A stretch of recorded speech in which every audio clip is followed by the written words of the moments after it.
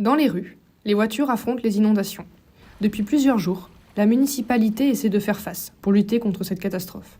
Si l'eau semble avoir disparu dans les lotissements, les mauvais souvenirs restent encore présents dans la tête des habitants.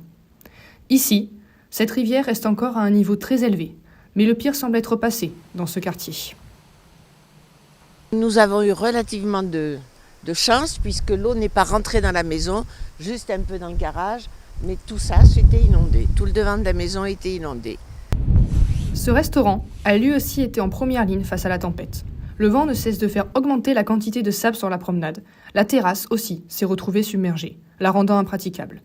Le patio non plus n'a pas été épargné. Plus de peur que de mal pour les serveurs pris au dépourvu.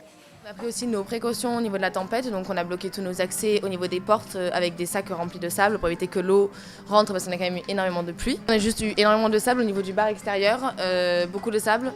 On a eu presque, je pense qu'on a eu 30 cm de sable. On avait 1 mètre de sable dans le patio jusqu'au fond, donc obligé de fermer l'établissement et après à la brouette, et tous les employés au lieu de servir, c'était à coups de pelle. Les pelles ont fini par remplacer les plateaux. Il reste encore beaucoup de travail pour permettre une réouverture intégrale de la terrasse. Même si le vent souffle encore, le pire semble loin derrière pour ce restaurant qui espère ne pas subir de nouveaux ravages avec la tempête Domingos qui touchera la côte dans les prochains jours.